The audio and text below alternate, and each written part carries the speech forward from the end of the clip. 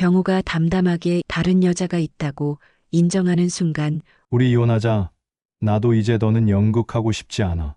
선옥은 눈물 한 방울 흘리지 않고 차갑게 미소 지었다. 그래. 내가 원한다면 그렇게 하자. 하지만 너희 둘이 평생 편히 살 수 있을 거라고 생각하지는 마라. 더 많은 사연을 듣고 싶으시다면 구독과 좋아요, 댓글 부탁드립니다.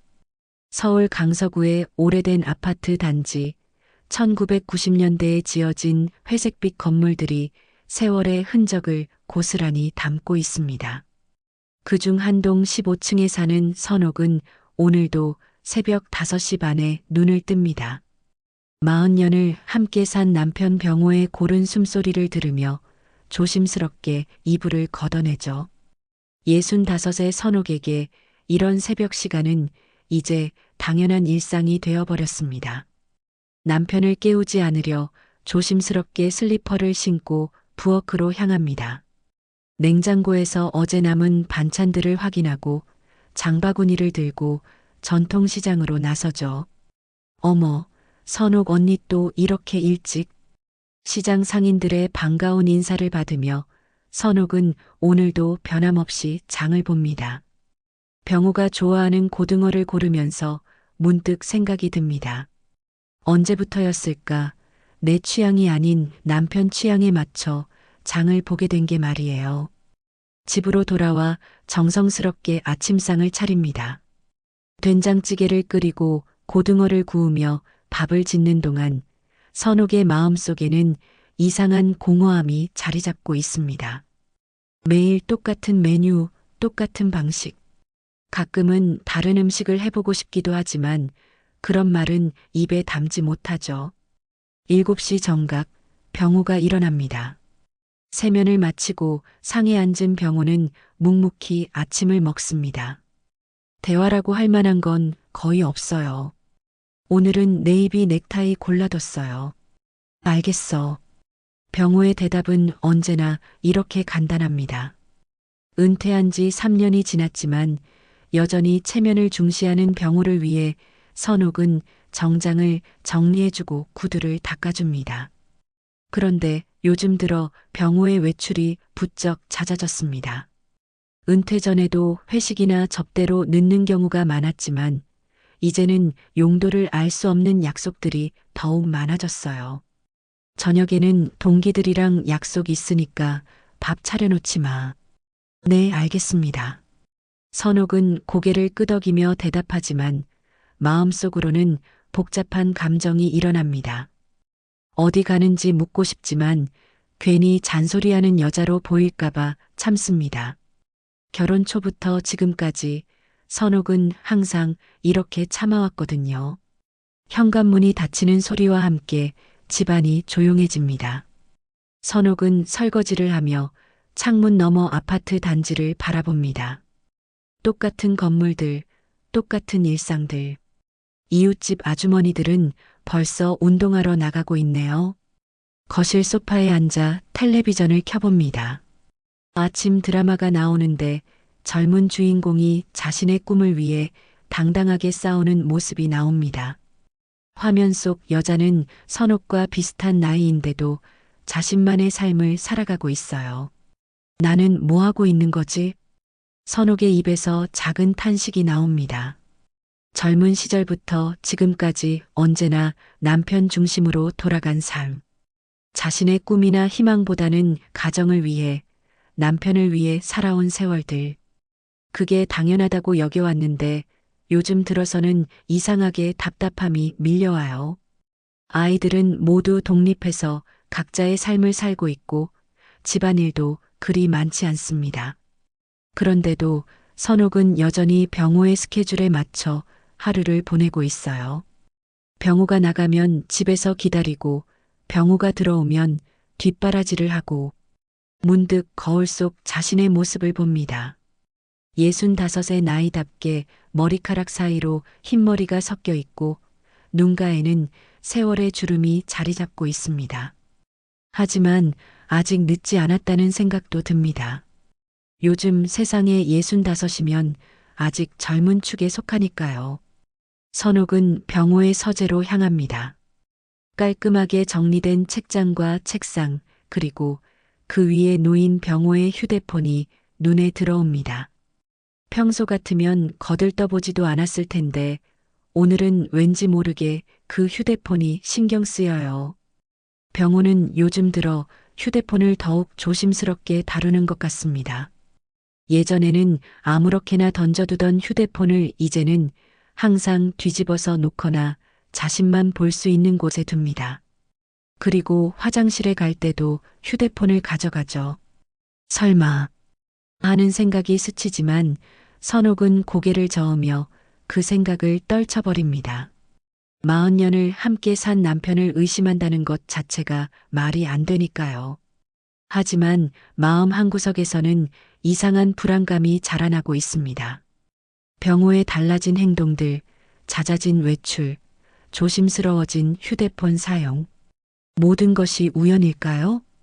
선옥은 서재 창가에 서서 밖을 바라봅니다. 아파트 단지 사이로 보이는 하늘이 유난히 회색빛입니다.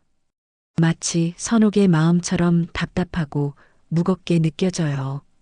나는 왜 아직도 그의 눈치를 보고 살아야 하지? 이 질문은 선옥의 마음속 깊은 곳에서 올라온 것입니다. 이제는 더 이상 참고 살 수만은 없을 것 같은 예감이 듭니다. 뭔가 변화가 필요한 시점이 온 것 같아요. 오늘따라 시간이 유독 천천히 흘러갑니다. 선옥은 소파에 앉아 멍하니 시계를 바라보며 생각에 잠깁니다. 앞으로도 계속 이렇게 살아야 하는 걸까요? 남은 인생도 지금처럼 병호의 그림자로만 살아가야 하는 걸까요? 선옥이 서재에서 나와 거실 소파에 앉은 지 얼마 지나지 않아 현관문에서 열쇠 소리가 들립니다. 병호가 뭔가를 가지러 돌아온 모양이에요. 왜 벌써 왔어요? 아, 지갑을 깜빡했네. 병호는 서둘러 서재로 향합니다. 평소 같으면 인사 정도는 나누고 갔을 텐데 오늘은 선옥을 제대로 쳐다보지도 않네요. 뭔가 급하다는 듯이 서재에서 지갑을 집어들고는 다시 현관으로 향합니다. 그럼 나 가볼게. 현관문이 닫히고 선옥은 다시 혼자가 됩니다. 그런데 뭔가 이상해요. 병호가 평소보다 훨씬 서두르는 것 같았거든요. 지갑 하나 가지러 온 것 치고는 너무 긴장한 모습이었어요. 선옥은 궁금증을 참지 못하고 서재로 향합니다. 혹시 병호가 뭔가를 빠뜨리고 간 건 아닐까 해서요. 서재 문을 열고 들어서니 책상 위 모서리에 휴대폰이 놓여 있습니다. 병호의 휴대폰이에요. 지갑을 가지러 오느라 정신이 없었던 병호가 휴대폰을 두고 간 거죠. 선옥은 휴대폰을 집어듭니다. 그런데 화면이 켜져 있어요. 아마 병호가 확인하다가 급하게 놓고 간 모양입니다. 화면에는 메시지 알림이 여러 개 떠 있습니다. 그 중에서 지연이라는 이름이 눈에 들어와요. 선옥은 그 이름을 기억해내려 애씁니다. 지연이라. 병호 주변에 그런 이름의 여자가 있었나요? 선옥의 손이 떨립니다. 메시지를 확인해야 할까요? 말아야 할까요? 마음속으로는 확인하고 싶지 않지만 몸은 이미 화면을 터치하고 있어요. 메시지 내용이 나타납니다. 내일 사무실 근처에서 봐요. 변호사 얘기도 해야 하고. 선옥의 심장이 철렁 내려앉습니다. 변호사라는 단어가 이상하게 마음에 걸려요. 왜 병호와 이 여자가 변호사 얘기를 해야 하는 걸까요? 위로 스크롤해서 이전 대화들을 봅니다. 오빠, 어제는 정말 고마웠어요. 부인한테는 절대 말하지 마세요. 걱정 마요. 우리 일은 우리끼리 해결해요. 선옥의 다리에 힘이 빠집니다. 병호가 다른 여자와 이런 대화를 주고받고 있다니. 더 많은 메시지들이 눈에 들어옵니다. 오빠 요즘 많이 힘들어 보여요. 집에서는 답답해서 견딜 수가 없어. 제가 오빠를 행복하게 해드릴게요. 선옥은 휴대폰을 든 손이 덜덜 떨리는 것을 느낍니다. 언제부터 병호가 이런 관계를 맺고 있었던 걸까요? 더 충격적인 것은 최근 대화입니다. 오빠, 이제 결정하셔야 해요. 나도 알아. 하지만 쉽지 않아. 저는 오빠와 정식으로 함께하고 싶어요. 조금만 더 기다려줘. 곧 정리할게. 선옥의 머릿속이 하얗게 변합니다. 정리한다는 게 무슨 뜻일까요? 설마 이혼을 말하는 건 아니겠죠? 어젯밤 대화를 봅니다. 내일 변호사 만나는 거 잊지 마세요. 알겠어. 이제 정말 시작하는 거네. 네, 더 이상 미룰 수 없어요. 선옥은 주저앉을 것 같습니다. 변호사를 만난다는 것, 그리고 시작한다는 표현. 모든 것이 명확해지고 있어요. 병우와 지연이 이혼을 위한 준비를 하고 있는 것 같습니다. 휴대폰을 내려놓고 의자에 털썩 주저앉습니다. 40년 가까이 함께 살아온 남편이 다른 여자와 바람을 피우고 있을 뿐만 아니라 아예 이혼까지 생각하고 있다는 현실이 믿어지지 않아요. 최근 병호의 행동들이 떠오릅니다. 잦아진 외출, 조심스러워진 휴대폰 사용, 집에서의 무관심한 태도, 모든 것이 설명되는 것 같아요. 분노가 치밀어 오릅니다. 어떻게 이럴 수 있을까요? 평생을 병호를 위해 살아온 자신을 이렇게 배신할 수 있단 말인가요? 그때 현관에서 다시 열쇠 소리가 들립니다. 병호가 휴대폰을 가지러 돌아온 모양이에요. 휴대폰 어디 뒀나? 선옥은 재빨리 휴대폰을 원래 자리에 놓고 서재에서 나옵니다. 서재 책상 위에 있던데요. 아, 그래. 고마워. 병호는 서재로 들어가 휴대폰을 집어듭니다. 화면을 확인하더니 얼굴 표정이 굳어져요. 지연에게서 온 메시지들을 확인한 모양입니다. 그럼 나 정말 가볼게. 네. 선옥의 대답은 힘이 없습니다. 병호는 그런 선옥을 이상하게 바라보더니 서둘러 현관을 나섭니다. 현관문이 닫히고 선옥은 소파에 주저앉습니다. 온몸에 힘이 빠진 것 같아요. 40년의 결혼 생활이 이렇게 끝나는 건가요? 하지만 곧 다른 감정이 밀려옵니다. 분노입니다. 어떻게 감히 자신을 이렇게 무시할 수 있을까요? 평생을 바쳐 가정을 돌보고 남편을 뒷바라지한 자신을 이런 식으로 배신할 수 있단 말인가요? 선옥은 거울 앞에 섭니다.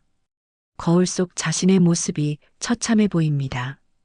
그동안 병우만 바라보며 살아오느라 자신을 돌보는 일에 얼마나 소홀했던지, 언제부터 이렇게 초라해졌는지 모르겠어요. 하지만 이제는 다릅니다. 더 이상 당하고만 있을 수는 없어요. 선옥의 눈에 결의가 서립니다. 심장이 철렁 내려앉았던 순간부터 지금까지 모든 감정이 하나로 모아지고 있습니다. 배신감, 분노, 그리고 마지막 남은 자존심. 이제는 끝내야 해. 더는 바보처럼 살 수 없어. 선옥의 입에서 나온 이 말은 단순한 독백이 아닙니다.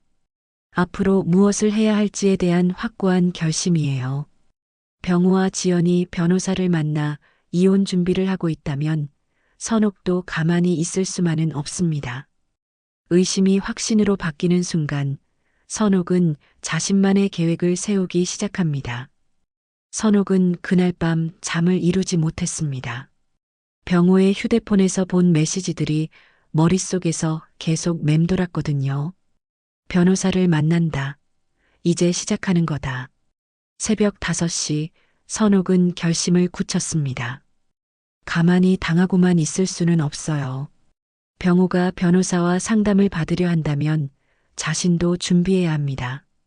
병호가 나간 후 선옥은 떨리는 손으로 인터넷을 켰습니다. 이혼 전문 변호사, 불륜소송, 위자료.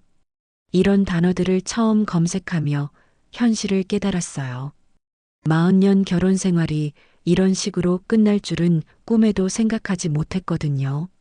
집 근처 변호사 사무실을 찾아 전화를 걸었습니다. 여보세요, 법률 사무실입니다. 상담 예약을 하고 싶은데요.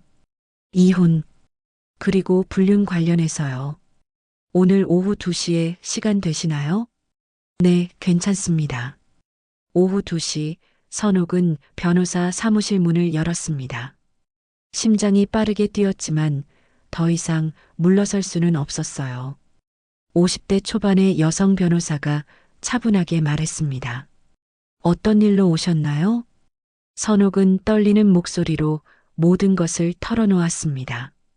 병호의 달라진 행동, 휴대폰의 지연과 나눈 메시지들, 내일 변호사를 만난다는 내용까지 많이 힘드셨겠어요. 어떻게 하고 싶으신가요? 당하고만 있고 싶지 않아서요. 이혼 소송과 상간녀 손해배상 청구 둘 다 가능합니다. 불륜 증거가 충분하다면요. 상간녀라는 단어가 선옥의 가슴을 답답하게 했지만 이제는 현실을 받아들여야 했어요. 증거는 어떤 것들이 필요한가요? 휴대폰 메시지가 가장 확실합니다. 그리고 둘이 함께 있는 모습을 직접 목격하는 것도 결정적 증거가 되죠. 선옥은 생각했습니다. 내일 병우와 지연이 만난다고 했으니 그 현장을 목격할 수 있을 거예요. 부인, 이혼만 하실 건가요? 아니면 상간녀 소송까지 준비하시겠습니까? 변호사의 질문에 선옥은 잠시 고민했습니다. 평생을 참고 살아온 자신이 이렇게 나서는 것이 맞을까요? 하지만 곧 마음을 정했습니다. 병우가 배신했다면 그에 상응하는 대가를 치러야 해요. 둘 다요. 이혼 도장도 찍고 고소장도 같이 준비하겠습니다. 이 말을 하는 순간 선옥은 등이 곧게 펴지는 것을 느꼈습니다. 평생의 순종적 아내에서 복수와 정의의 주체로 변모하는 순간이었어요. 좋은 결정이세요. 남편분의 휴대폰 메시지들을 사진으로 찍어두세요. 그리고 내일 만나는 현장을 목격할 수 있다면 결정적 증거가 될 겁니다. 직접 가서 확인해도 되는 건가요? 물론입니다. 공개된 장소에서는 전혀 문제 없어요. 변호사 사무실을 나서며 선옥은 이상한 기분이 들었습니다. 답답했던 마음이 조금은 가벼워졌어요. 방향이 잡힌 것 같았습니다. 집으로 돌아가며 선옥은 내일 계획을 세웠습니다. 병우와 지연의 만남을 직접 목격해야 해요. 그것이 가장 확실한 증거가 될 테니까요. 집에 도착하니 병우가 벌써 돌아와 있었습니다. 거실 소파에서 텔레비전을 보는 모습이 평소와 다름없어 보였지만 이제 선옥의 눈에는 모든 것이 다르게 보였어요. 어디 갔다 왔어? 마트 좀 다녀왔어요. 평상시처럼 대답했지만 마음속으로는 다른 생각을 하고 있었습니다. 내일이면 모든 것이 달라질 거예요. 저녁을 준비하며 선옥은 변호사와의 상담을 떠올렸습니다. 이혼과 상간녀 소송. 몇 시간 전까지만 해도 상상도 못했던 일들이 현실이 되어가고 있었어요. 병호는 아무것도 모르는 채 저녁을 먹고 있습니다. 선옥을 바라보는 시선에는 여전히 무관심만이 가득해요. 하지만 선옥은 더 이상 예전의 선옥이 아닙니다. 내일 일찍 나가시나요? 응, 아침에 약속이 있어서. 지연과의 만남 말이죠. 이제 선옥도 그 약속에 대해 알고 있어요. 그날 밤 선옥은 병우가 잠든 후 조용히 서재로 향했습니다. 책상 위에 놓인 휴대폰을 다시 확인해야 했거든요. 변호사가 말한 대로 메시지들을 사진으로 찍어둬야 했어요. 휴대폰을 켜니 지연과의 새로운 메시지들이 보였습니다. 내일 꼭 와주세요. 이제 정말 결정해야 해요. 알겠어. 마지막으로 정리하자. 오빠를 믿고 있어요. 선옥은 떨리는 손으로 화면을 사진으로 찍었습니다. 이 모든 것이 증거가 될 거예요. 병우와 지연의 불륜 관계를 입증하는 결정적 증거 말이에요. 휴대폰을 원래 자리에 놓고 침실로 돌아온 선옥은 침대에 누워 생각했습니다. 내일은 모든 것을 확인하는 날이 될 거예요. 병우와 지연이 만나는 현장을 목격하고 그들의 관계를 확실하게 파악해야 합니다. 40년을 함께 산 남편을 미행한다는 것이 믿어지지 않았지만 이제는 어쩔 수 없었어요. 진실을 알아야 했고 자신의 정의를 찾아야 했으니까요. 옆에서 고른 숨소리를 내며 자고 있는 병호를 바라보며 선옥은 다짐했습니다. 내일이 지나면 모든 것이 달라질 거예요. 더 이상 순종적인 아내로만 살지는 않을 겁니다. 선옥은 자신만의 전쟁을 준비하고 있었습니다. 다음 날 아침 선옥은 평소보다 일찍 일어났습니다. 오늘은 병우와 지연의 만남을 목격해야 하는 중요한 날이었거든요. 심장이 빠르게 뛰었지만 진실을 확인해야 한다는 결심은 흔들리지 않았어요. 병우는 평소보다 더욱 신경을 써서 옷을 입고 있었습니다. 면도도 깔끔하게 하고 평소에는 잘 바르지 않던 애프터 쉐이브까지 발랐어요. 선옥은 그 모습을 지켜보며 가슴이 아팠습니다. 오늘은 일찍 나가시네요. 중요한 약속이 있어서. 중요한 약속이라고 말하는 병호의 표정에는 묘한 설렘 같은 것이 보였어요. 40년을 함께 산 아내에게는 보여준 적 없는 표정이었습니다. 언제 들어오세요? 늦을 것 같아. 저녁은 차리지 마. 병호가 현관을 나서는 모습을 확인한 후 선옥은 재빨리 준비를 시작했습니다. 평소 입지 않던 검은색 옷을 입고 모자와 선글라스도 준비했어요. 미행한다는 것이 어색했지만 어쩔 수 없었습니다. 병우가 향한 곳은 강남의 한 카페였습니다. 선옥은 멀찍이 떨어져서 지켜봤어요. 카페 유리창 너머로 병우가 앉아있는 모습이 보였습니다. 혼자 앉아서 누군가를 기다리고 있는 것 같았어요. 10분쯤 지났을까 한 여성이 카페로 들어갔습니다. 45살 정도로 보이는 여성이 병호에게 다가가 앉는 모습을 선옥은 똑똑히 봤어요.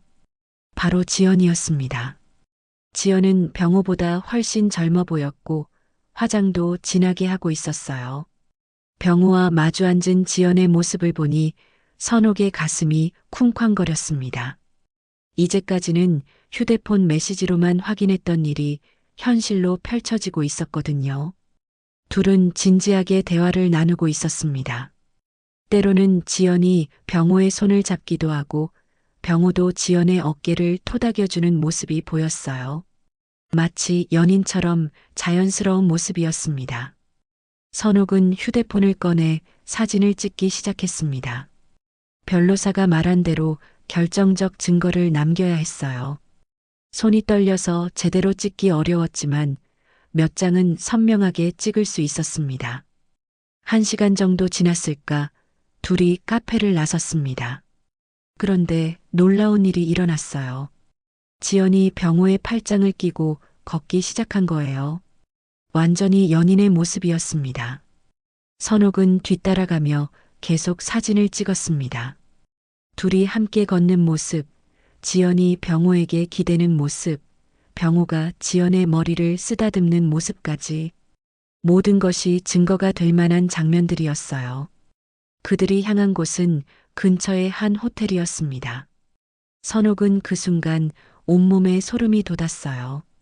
설마 호텔까지 들어가는 건 아니겠죠? 하지만 선옥의 불안한 예감은 현실이 되었습니다. 병호와 지연은 자연스럽게 호텔 로비로 들어갔어요. 선옥은 멀찍이서 지켜봤지만 둘이 프런트에서 무언가 확인하고 엘리베이터를 타는 모습까지 목격했습니다. 이제 더 이상 의심할 여지가 없었어요. 병호와 지연은 명백한 불륜 관계였고 오늘도 호텔에서 만남을 가진 것입니다. 선옥은 호텔 로비 구석에 앉아서 기다렸습니다. 언제 나올지는 모르지만 끝까지 확인해야 했어요. 2시간이 지나서야 둘이 엘리베이터에서 내려왔습니다. 호텔을 나선 둘의 모습은 더욱 친밀해 보였어요. 지연이 병호에게 뭔가 말하며 웃고 있었고 병호도 행복한 표정을 짓고 있었습니다. 선옥이 본 적 없는 병호의 모습이었어요. 오빠, 이제 정말 결정하신 거죠? 멀리서도 들리는 지연의 목소리였습니다. 응, 이번 주 안에 정리할게. 정말요? 드디어 우리가 함께 할 수 있는 거네요. 오래 기다려줘서 고마워. 병우가 지연의 손을 꼭 잡으며 말하는 모습을 선옥은 똑똑히 봤어요. 정리한다는 말이 무엇을 의미하는지 너무나 명확했습니다. 둘이 헤어진 후 선옥은 혼자 남겨졌습니다. 카페에서 찍은 사진들, 호텔에 들어가고 나오는 모습들, 그리고 방금 들은 대화까지 모든 것이 병우의 불륜을 입증하는 결정적 증거들이었어요. 집으로 돌아가는 길, 선옥의 마음은 복잡했습니다. 한편으로는 진실을 확인했다는 안도감이 있었지만 다른 한편으로는 40년 결혼 생활이 이렇게 끝난다는 현실이 믿어지지 않았어요. 집에 도착해서 소파에 앉은 선옥은 오늘 찍은 사진들을 다시 확인해 봤습니다. 선명하게 찍힌 병우와 지연의 모습들이 화면에 가득했어요. 이제 변호사에게 가져갈 증거는 충분했습니다. 저녁 시간이 되었지만 병우는 돌아오지 않았어요. 아마 지연과 더 시간을 보내고 있을 거예요. 선옥은 혼자 간단히 저녁을 해결하며 생각했습니다. 오늘 목격한 것들이 너무나 생생했어요. 병우가 지연을 바라보는 눈빛, 지연이 병우에게 기대는 모습, 그리고 이번 주 안에 정리하겠다는 말까지 모든 것이 현실이었습니다. 선옥은 더 이상 망설일 이유가 없다고 생각했어요. 내일 당장 변호사에게 연락해서 본격적으로 소송 준비에 들어가야 합니다. 이혼과 상간녀 소송, 둘 다 진행할 거예요. 밤이 깊어가도 병우는 돌아오지 않았습니다. 선옥은 침실에 누워서 천장을 바라보며 생각했어요. 40년을 함께 살아온 남편이 이제는 완전히 남이 된 것 같았습니다. 하지만 슬프기보다는 분노가 더 컸어요. 어떻게 이렇게 자신을 무시할 수 있을까요? 평생을 바쳐 가정을 돌본 아내를 이런 식으로 배신할 수 있단 말인가요? 선옥은 결심했습니다. 병우가 정리하기 전에 자신이 먼저 움직이겠다고요. 내일부터는 본격적인 전쟁이 시작될 거예요. 며칠이 지났습니다. 선옥은 변호사와 만나 모든 증거들을 제출했고 이혼 소송과 상간녀 소송 준비에 착수했어요. 병우는 여전히 아무것도 모르는 채 평소와 다름없이 지내고 있었습니다. 그런데 그날 저녁 예상치 못한 일이 벌어졌습니다. 선옥이 저녁 준비를 하고 있을 때 병우가 거실에서 조용히 말했어요. 선옥아, 잠깐 이야기 좀 하자. 병우의 목소리에는 평소와 다른 진지함이 담겨 있었습니다. 선옥은 가슴이 쿵쾅거리기 시작했어요. 혹시 자신이 미행한 것을 알아챈 걸까요? 거실로 나간 선옥은 소파에 앉았습니다. 병우는 맞은편에 앉아 한동안 말없이 선옥을 바라봤어요. 무슨 이야기인데요? 우리 이혼하자.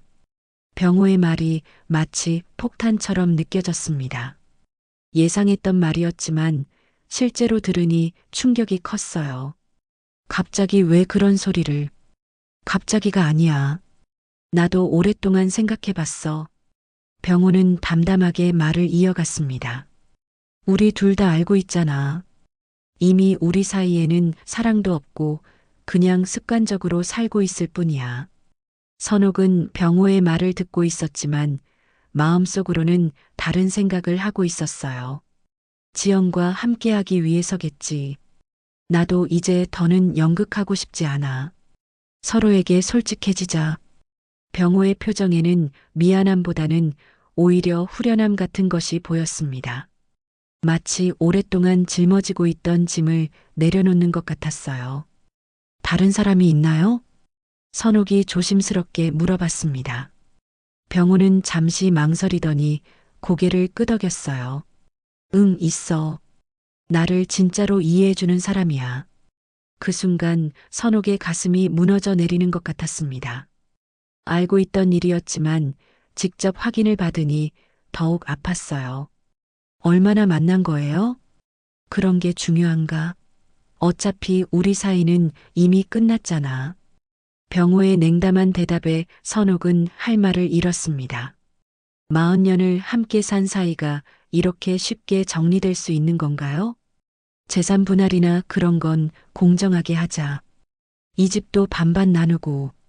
병호는 이미 모든 것을 계획해 놓은 것 같았어요. 선옥과의 미래는 전혀 고려하지 않은 채 말이에요. 아이들한테는 언제 말할 거예요? 곧 말할 거야. 아이들도 이해할 거야. 선옥은 눈물이 날 것 같았지만 참았습니다. 병호 앞에서 울고 싶지 않았거든요. 대신 차갑게 미소를 지었어요. 그래요. 내가 원한다면 그렇게 하죠. 고마워. 서로 원망하지 말고 깔끔하게 정리하자. 병호는 마치 사업 거래를 마무리하는 것처럼 말했습니다. 40년의 결혼 생활이 이렇게 간단하게 정리될 일이라고 생각하는 것 같았어요. 그런데 한 가지 더 말할 게 있어. 선옥이 조용히 말했습니다. 병호가 의아한 표정을 지었어요. 나도 준비한 게 있거든요. 준비한 게 뭔데? 이혼 도장은 찍을게요. 하지만 고소장도 같이 준비했어요. 선옥의 말에 병호의 얼굴이 굳어졌습니다. 고소장이 뭔 소리야? 당신과 그 여자 둘 다 고소할 거예요. 불륜에 대한 손해배상 청구 소송이죠. 병호는 깜짝 놀란 표정을 지었어요. 선옥이 모든 것을 알고 있다는 사실에 당황한 것 같았습니다. 뭘 알고 있다고? 다 알아요. 지연 씨와의 관계, 호텔에서 만난 것, 모든 대화 내용까지. 선옥은 차분하게 말했습니다. 병호의 얼굴이 점점 하얗게 변해갔어요. 언제부터 알고 있었어? 며칠 전부터요. 당신이 휴대폰을 깜빡한 덕분에. 병호는 자신의 실수를 깨달았는지 머리를 감쌌습니다. 선호가 우리 이혼은 하대 고소 같은 건 하지 말자. 그게 서로에게 좋잖아. 왜요? 당신은 나한테 이혼을 통보했잖아요. 나도 내 방식대로 할 권리가 있어요. 선옥의 목소리에는 지금까지 병호가 들어본 적 없는 단호함이 담겨 있었습니다. 고소를 하면 우리 모두 힘들어져. 당신들이 힘들어지는 거지. 나는 상관없어요. 병호는 당황스럽다는 표정을 지었어요. 순종적이던 아내가 이렇게 나올 줄은 예상하지 못했던 것 같습니다. 그럼 지연이는 어떻게 되는 거야? 그건 당신이 걱정할 일이 아니에요. 불륜을 저지른 사람들이 감당해야 할 결과죠. 선옥은 일어나서 부엌으로 향했습니다. 더 이상 할 말이 없었거든요. 선옥아. 뒤에서 병호가 불렀지만 돌아보지 않았어요. 이제 시작일 뿐이었습니다. 그날 밤 선옥은 변호사에게 전화를 걸었습니다. 선생님, 남편이 먼저 이혼을 제안했어요. 그리고 다른 여자가 있다는 것도 인정했고요. 정말요? 그럼 더할 나위 없이 좋은 증거가 되겠네요. 자백을 받은 거니까요. 이제 본격적으로 시작하면 되는 건가요? 네, 이혼 합의와 동시에 상간녀 소송을 진행하겠습니다. 준비는 다 되었으니 걱정 마세요. 전화를 끊고 선옥은 생각했습니다.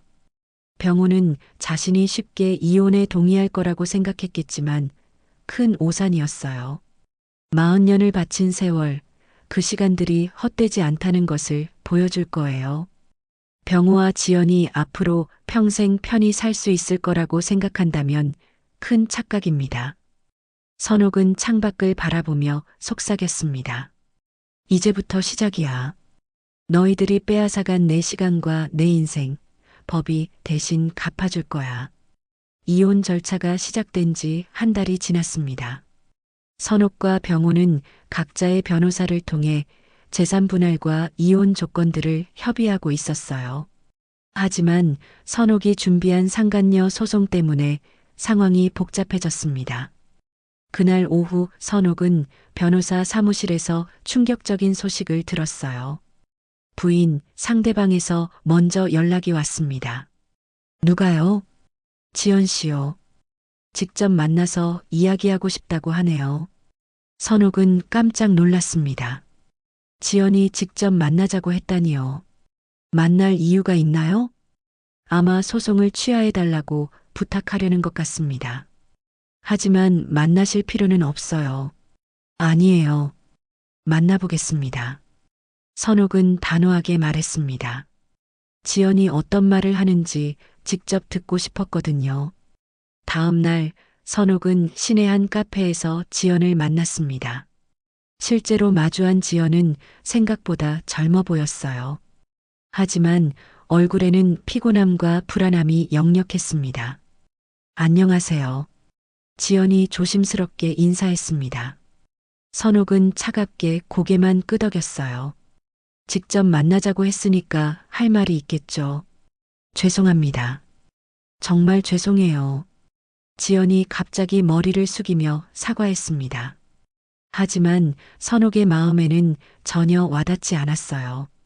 사과로 해결될 일이면 법이 필요 없겠죠.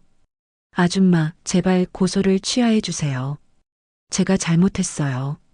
지연의 목소리에 절박함이 묻어났습니다. 선옥은 냉담하게 바라봤어요. 왜 취하해야 하죠? 저도 사정이 있어요. 회사에서 알게 되면 잘릴 수도 있고, 그건 당신이 생각했어야 할 일 아닌가요? 불륜을 시작하기 전에 말이에요. 선옥의 차가운 말에 지연의 얼굴이 창백해졌습니다. 병우 오빠도 이혼에는 동의하잖아요. 그것만으로 충분하지 않나요? 충분하다고 생각해요? 40년을 함께 산 사이를 이렇게 무너뜨린 게 선옥의 목소리에 분노가 섞여 있었습니다. 하지만 오빠도 저를 진심으로 사랑해요. 우리는 진짜 서로를 진심? 사랑?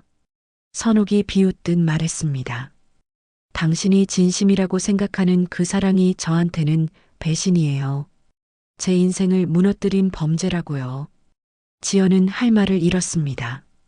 선옥의 기세에 눌린 것 같았어요. 아줌마, 이제 그만 놓아줘요. 시대가 변했어요. 젊음과 사랑을 이길 수는 없잖아요. 그 순간 선옥의 심장이 무너져 내리는 듯 했습니다. 지연의 말이 가슴을 후벼 팠거든요.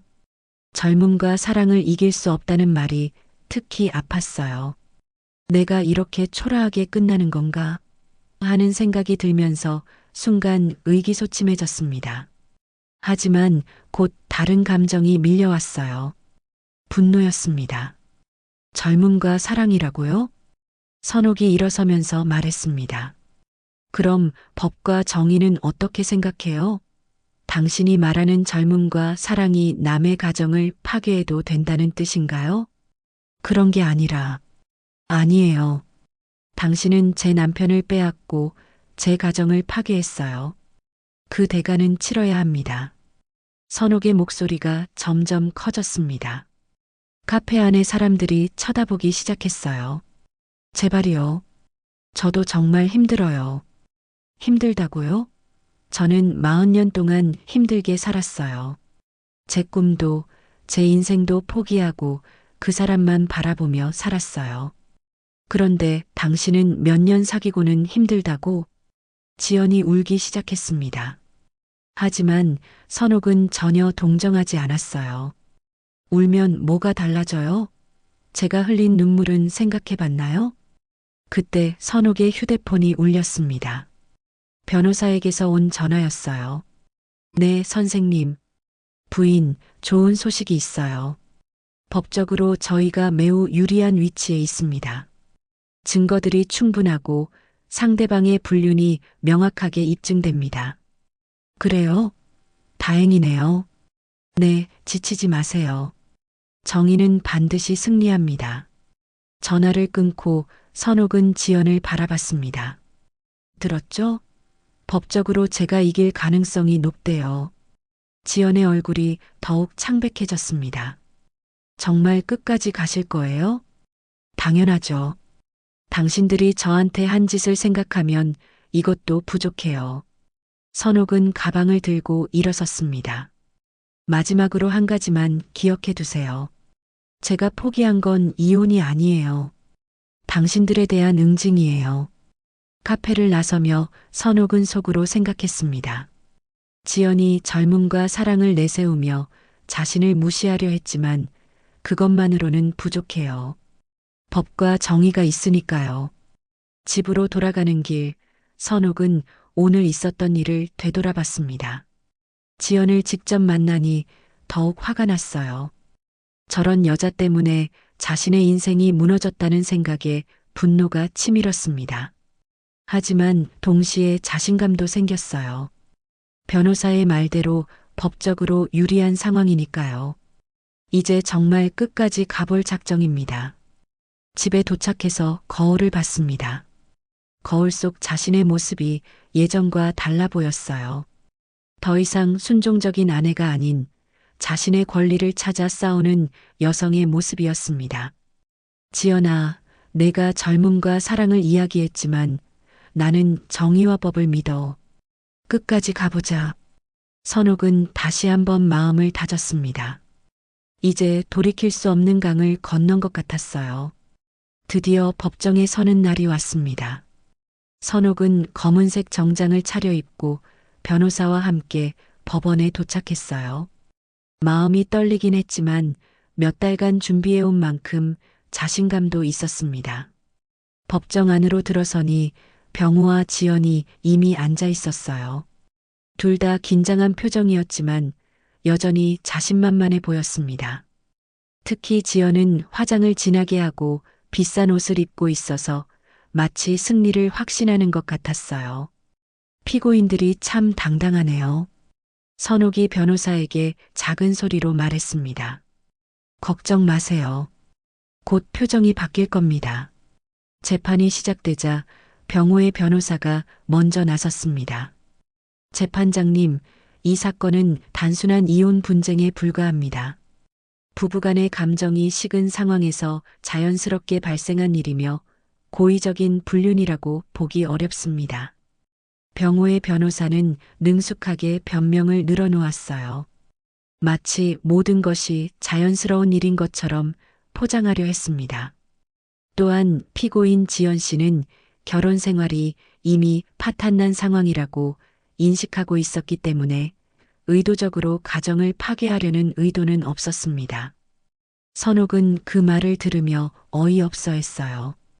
40년 결혼 생활이 파탄났다고요? 그런 판단을 누가 내린 거죠?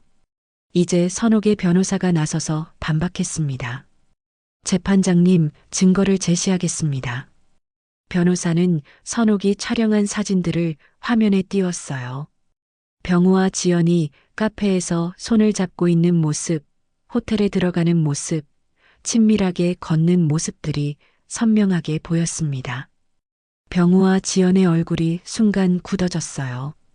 자신들의 모습이 이렇게 적나라하게 공개될 줄은 몰랐던 것 같습니다. 그리고 이것은 피고인들이 주고받은 메시지 내용입니다. 화면에 휴대폰 메시지들이 나타났어요. 오빠를 행복하게 해드릴게요. 부인한테는 절대 말하지 마세요. 이제 정식으로 함께하고 싶어요. 메시지 하나하나가 읽혀질 때마다 지연의 얼굴이 창백해졌습니다. 병호도 마찬가지였어요. 재판장님, 이는 명백한 불륜 관계의 증거입니다. 피고인들은 의도적으로 가정을 파괴했으며 원고에게 정신적 피해를 입혔습니다. 재판장이 증거들을 꼼꼼히 살펴보더니 병호와 지연을 바라봤습니다. 피고인 병호 씨, 이 증거들에 대해 어떻게 생각하십니까? 병호는 잠시 망설이더니 대답했습니다. 인정합니다. 하지만 저희는 진심으로 서로를 사랑합니다. 사랑이라고 해서 불륜이 정당화되는 것은 아닙니다. 재판장의 말에 병호는 할 말을 잃었어요. 이제 지연이 증인석에 섰습니다. 선옥의 변호사가 질문을 시작했어요. 피고인 지연 씨, 병호 씨가 기혼자라는 것을 언제부터 알고 있었습니까? 처음부터 알고 있었습니다. 그럼에도 불구하고 관계를 지속한 이유는 무엇입니까? 지연은 잠시 머뭇거리더니 대답했습니다. 사랑하니까요. 진짜 사랑을 만났으니까요. 그 사랑을 위해 남의 가정을 파괴해도 된다고 생각하십니까?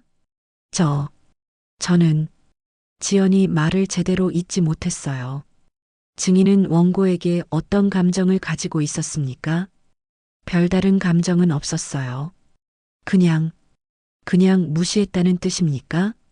그런 게 아니라 지연이 당황하며 답변을 회피하려 했지만 변호사는 계속 압박했어요. 며칠 전 원고와 만난 자리에서 젊음과 사랑을 이길 수 없다고 말했다는 것이 사실입니까? 지연의 얼굴이 하얗게 질렸어요. 그런 말을 했다는 것이 법정에서 공개되니 더욱 불리해진 겁니다. 그때는 화가 났다고 해서 상대방을 모독해도 되는 겁니까? 지연은 더 이상 대답하지 못했어요. 재판장이 최종 결론을 내리기 시작했습니다. 피고는 부정행위에 따른 위자료를 지급해야 할 책임이 있습니다. 병우와 지연의 얼굴이 절망적으로 변했어요. 그들이 자신만만해하던 모습은 온데간데 없어졌습니다. 선옥은 굳건히 맞섰습니다. 지난 몇 달간 준비해온 모든 것이 결실을 맺는 순간이었어요. 저는 이미 이혼 도장을 찍었습니다. 하지만 고소장도 같이 준비했습니다. 선옥의 목소리는 떨리지 않았어요. 당신들이 빼앗아간 제 시간과 제 인생, 이제 법이 대신 갚아줄 겁니다. 재판장이 판결을 선고했습니다. 피고인들은 원고에게 정신적 피해에 대한 위자료 3천만 원을 연대하여 지급하라. 병우와 지연은 충격에 빠진 표정이었어요. 자신들이 이렇게 패배할 줄은 꿈에도 생각하지 못했던 것 같습니다. 법정을 나서며 선옥은 뿌듯함을 느꼈습니다. 정의가 승리한 것입니다. 병우가 다가왔어요. 선옥아, 이제 됐잖아. 왜 이렇게까지 하냐고요? 당신이 나한테 한 짓을 생각해 보세요. 선옥은 병우를 차갑게 바라봤어요. 40년을 함께 산 아내를 이렇게 무시할 수 있다고 생각했나요? 지연도 울먹이며 다가왔지만 선옥은 거들떠보지도 않았어요. 변호사가 선옥에게 말했습니다. 축하드립니다. 완전한 승리입니다. 고맙습니다. 선생님 덕분입니다. 법원을 나서며 선옥은 하늘을 바라봤어요. 구름 사이로 햇살이 비치고 있었습니다. 마치 새로운 시작을 알리는 것 같았어요. 재판에서 승리한 지 6개월이 지났습니다. 선옥은 병우와 지연이 떠난 빈집으로 돌아왔지만 더 이상 공허하지 않았어요. 오히려 자유로움을 느꼈습니다. 병우는 재산 분할 후 지연과 함께 작은 원룸으로 이사했고 위자료 3천만 원을 지급해야 하는 상황에서 경제적으로 많이 어려워졌어요. 지연 역시 직장에서 불륜 사실이 알려지면서 결국 사직해야 했습니다. 선옥은 그들의 소식을 가끔 들었지만 더 이상 관심이 없었어요. 자신만의 새로운 삶을 시작하는 것이 더 중요했거든요. 어느 화창한 봄날, 선옥은 동네 문화센터에 등록한 수채화 수업에 참석했습니다. 젊은 시절 꿈꿔왔지만 가정 때문에 포기했던 그림을 다시 시작한 거예요. 선옥 씨, 오늘 그림이 특히 생동감 있네요. 강사 선생님이 선옥의 그림을 보며 칭찬했어요. 캔버스에는 활짝 핀 벚꽃이 그려져 있었습니다. 감사합니다. 요즘 마음이 편해서 그런가 봐요. 선옥은 환하게 웃으며 대답했어요. 정말로 마음이 편했습니다. 오랫동안 짊어지고 있던 무거운 짐을 내려놓은 기분이었거든요. 수업이 끝난 후 선옥은 같은 수업을 듣는 비슷한 또래의 여성들과 함께 카페에 갔습니다. 선옥 언니 정말 멋져요. 그 나이에 새로 시작한다는 게 쉽지 않을 텐데. 나이가 뭐 중요해요? 하고 싶은 걸 하며 사는 거지. 선옥의 대답에 다른 사람들도 고개를 끄덕였어요. 그런데 혼자 살면서 외롭지 않으세요? 외롭기보다는 자유로워요. 누구 눈치 보지 않고 제가 하고 싶은 대로 살 수 있으니까. 실제로 선옥은 혼자만의 시간을 만끽하고 있었어요. 아침에 일어나서 하루 일정을 자유롭게 정하고 좋아하는 음악을 들으며 그림을 그리고 친구들과 여행도 다니고 있었습니다. 집으로 돌아가는 길, 선옥은 동네 꽃집에 들렀습니다. 거실에 놓을 꽃을 사려고요. 어떤 꽃을 찾으세요? 밝고 화사한 꽃으로 주세요. 새로 시작하는 기분으로요. 꽃집 사장님이 노란 장미와 화이트 거베라로 꽃다발을 만들어 주었어요. 새로 시작한다는 게 결혼이세요? 아니요, 새로운 인생이요. 선옥은 웃으며 대답했어요. 결혼이 인생의 전부가 아니라는 것을 이제는 확실히 알고 있었거든요. 집에 도착해서 거실 테이블에 꽃을 꽂으니 집안이 훨씬 밝아 보였어요. 예전에는 병호가 꽃 사는 것을 무의미한 소비라고 여겼지만 이제는 마음껏 할 수 있어요. 저녁을 간단히 해 먹으며 선옥은 텔레비전 뉴스를 봤습니다. 그런데 놀라운 소식이 들려왔어요. 최근 불륜으로 인한 이혼 소송에서 위자료를 받은 한 여성이 그 돈으로 사회봉사 활동에 나섰다는 소식입니다. 선옥은 깜짝 놀랐어요. 자신의 이야기가 뉴스에 나온 건 아니겠지만 비슷한 상황의 사람들이 있다는 것이 신기했습니다. 며칠 후 선옥은 정말로 특별한 결정을 내렸어요. 받은 위자료 중 일부를 이혼으로 어려움을 겪는 여성들을 돕는 단체에 기부하기로 한 것입니다. 저도 비슷한 경험을 했거든요. 혼자서 법적 대응을 하기가 얼마나 어려운지 알아요. 단체 관계자와 만나 기부금을 전달하며 선옥은 말했어요.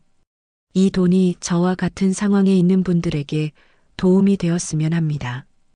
그날 오후 선옥은 오랫동안 연락하지 않았던 대학 동창들을 만났습니다. 모두 오랜만에 만나는 자리였어요. 선옥아, 정말 많이 밝아졌네. 예전보다 훨씬 젊어 보여. 맞아, 뭔가 달라졌어. 자신감이 넘쳐. 친구들의 말에 선옥은 웃었어요. 실제로 거울을 볼 때마다 예전과 다른 자신을 발견했거든요. 나도 놀라워. 이렇게 자유롭게 살 수 있을 줄 몰랐어. 이혼하길 잘했네. 그 남자 때문에 내 인생이 묻혀 있었던 거야. 친구들은 선옥의 결정을 지지해 주었어요. 그들도 선옥이 얼마나 병호에게 맞춰 살았는지 알고 있었거든요.